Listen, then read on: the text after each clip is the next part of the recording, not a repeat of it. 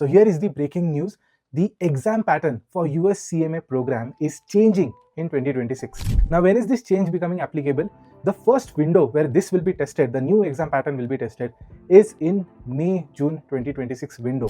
But here's a catch. In the first window, this new pattern is going to be optional. So a student either going for CMA Part 1 or Part 2 will get an option to opt for either the old pattern, so ongoing pattern, or the new pattern, completely up to the candidate, completely optional. But from the next window, so after May-June, we have next window, that is September-October. From September-October onwards, it is going to be mandatory, compulsory for all the candidates to sit for the new pattern. In this video, we are going to explore what is the new exam pattern for US CMA program. But before we start, if you are new to the channel, then hi, my name is Aditya Shelar. I'm founder and CEO of FinStreet Education, where I teach US CMA. After spending 6 to 7 years in corporate, where I've worked with companies such as Deutsche Bank, FI, Spotfix, and KPMG in mainly domains such as finance, sustainability, and strategy, I've made my new mission in life to assist, to mentor, to guide students who are finance enthusiasts, mainly mentor them to build a successful career in finance.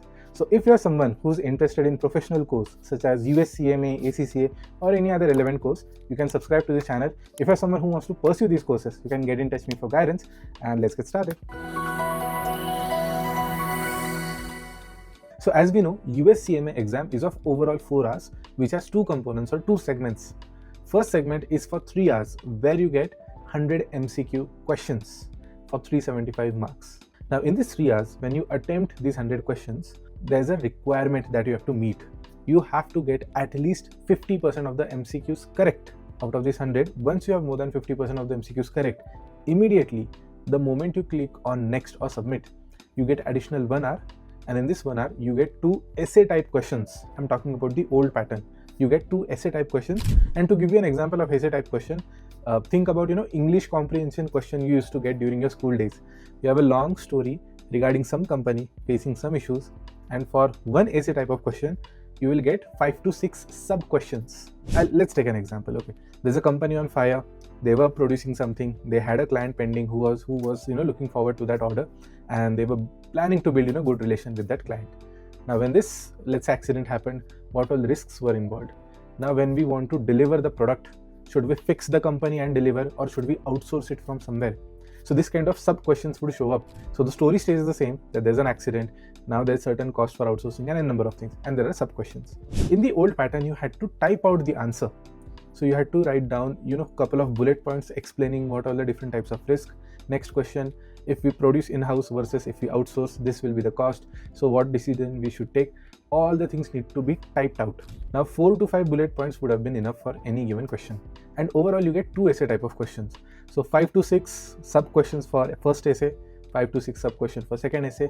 Overall, you have 12, 13, maximum 14 sub questions, small questions for which you have to type out an answer.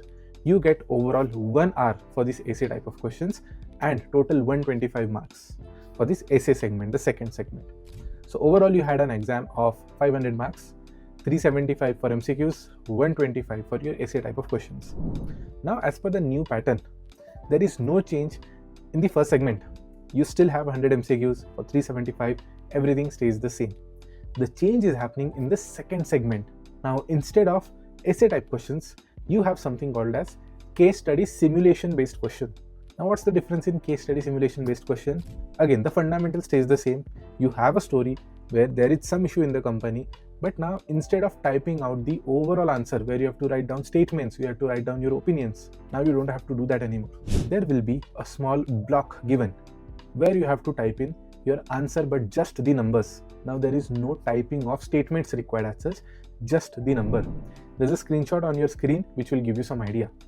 Now instead of solving or typing out statements, there will be fill in the blanks where you have to mark the correct option, or where you have to type the correct terminology.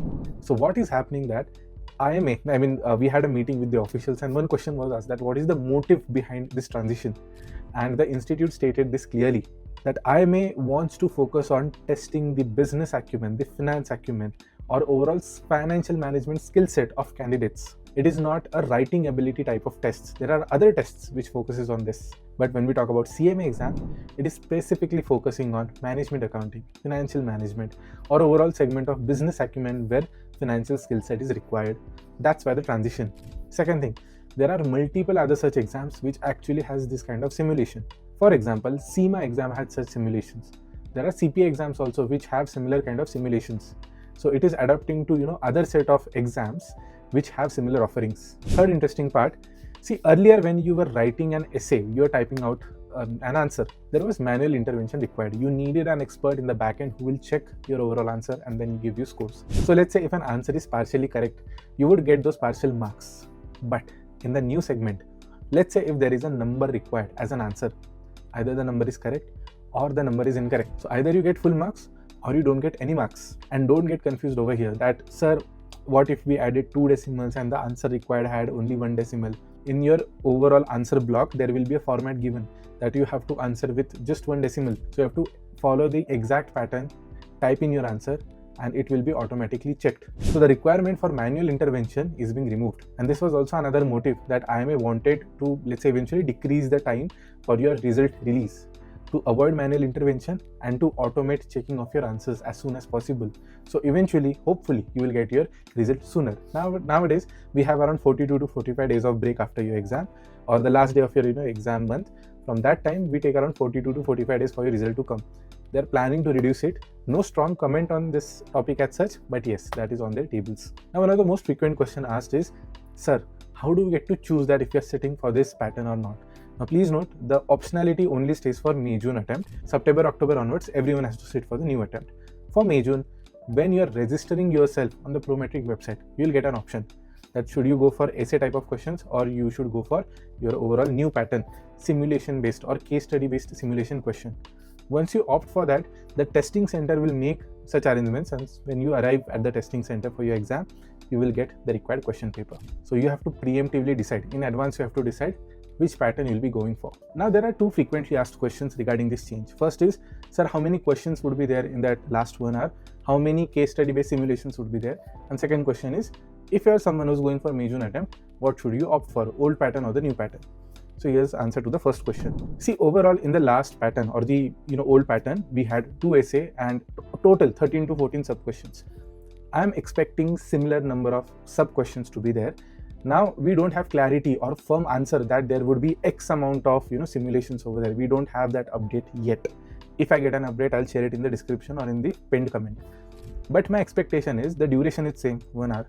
So there is a good chance there will be couple of, let's say, 4 or 5 simulation based questions and 2 to 3 sub questions for each question. But the total number of questions should stay in the range of 10 to 15. But the overall simulation case, you might see 2 cases, 3 cases, 4 cases in somewhat this range. But please know that the overall time required will be in the horizon of 1 hour only. The exam setters know that you have 1 hour to solve this, and there will be reasonable time given to attempt all the simulation based case studies. Secondly, when you are giving your full length mock, let's say you are appearing for 100 MCQs and you are consistently scoring about 80, 85. In that case, you have a higher risk appetite. Once you have a higher risk appetite, just see that are both the parts pending or is it just one part that is pending. If both the parts are pending, you are giving one part in May, June. It is better that adapt yourself to the new pattern. You are already scoring well, you are already scoring above 80, 85, you are confident, go and sit for the new pattern. You have that risk appetite to try something new, plus you have that ability, that acumen to attempt such pattern. Next category is that only one part is pending and you want to give that in May, June, or you are scoring somewhere between 70 to 80 in your mock exams in terms of MCQs. In that case, you have less risk appetite. Then I would suggest stick to the old pattern, practice all the essay questions given in the support package, go prepared and attempt as per the old pattern, so that the risk appetite or in terms of your difficulty, there isn't something new. You're confident about what you can expect in the exam. And next part, the most important announcement, see both Hawk Publication, we have, as FinStreet, we have partnered with Hawk Publication, so they supply their study material to us. They have started their work on adapting to this new exam pattern, and soon they will be releasing questions in similar pattern. Second, IMA. They are also working on releasing a new support package where we'll get to see similar type of questions. Another thing is, IMA is also planning to release an FAQ document. It is expected to be released in the last week of January. So if I have that document by the time the video is ready for release, I'll attach it in the description. But please be rest assured, as a trainer who's training you for CMA, or as a publication house who's helping you with the study material, or as a body who's helping you prepare for the exam, we all are working towards helping all the students to be better prepared to this format And secondly, this format is something that gets tested nowadays in hiring setups as well. I'll tell you one interesting thing. A lot of consultancy companies, a lot of top tier firms nowadays are using such kind of formats. They're giving you case studies on the spot after your interview or before your interview to shortlist you.